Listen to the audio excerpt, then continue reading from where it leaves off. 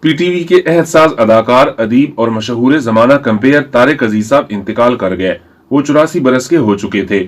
بہت عرصے سے بیمار تھے۔ مشرقی پنجاب کے ایک مشہور شہر جلندھر میں وہ 1936 میں پیدا ہوئے۔ پاکستان بننے کے بعد وہ اپنے خاندان کے ہمراہ پاکستان آ گئے۔ وہ سب سے پہلے مرد اناؤنسر تھے جنہوں نے پاکستان ٹیلی ویژن سے اپنے کام کا آغاز کیا۔ گیم شو نیلام گھر سے وہ پورے پاکستان میں مشہور ہو گئے۔ وہ اس پروگرام کے میزبان تھے۔ 40 سال تک جاری رہنے والا یہ پروگرام 1975 میں شروع ہوا۔ بعد میں اس پروگرام کو بزم طارق عزیز کا نام دیا گیا۔ دیکھتی آنکھوں سنتے کانوں کو طارق عزیز کا سلام پہنچے، یہ جملہ ان کی پہچان بن گیا۔ وہ پیپل پارٹی کے ساتھ مل کر سیاست میں شامل ہوئے۔ 1997 میں وہ مسلم لیگ نون کے ساتھ ہمدرد ہو گئے۔ انہوں نے عمران خان کو قومی اسمبلی کی سیٹ پر 1997 میں بہت بڑی شکست دی۔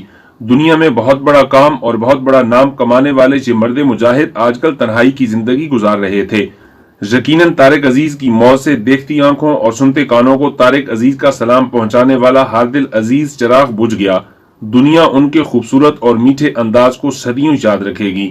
ریئل ڈائری پی کے چینل کو سبسکرائب کر کے گھنٹی کے بٹن کو دبا دیں تاکہ حقائق اور دلائل سے بھرپور معلومات آپ کو سب سے پہلے مل سکیں۔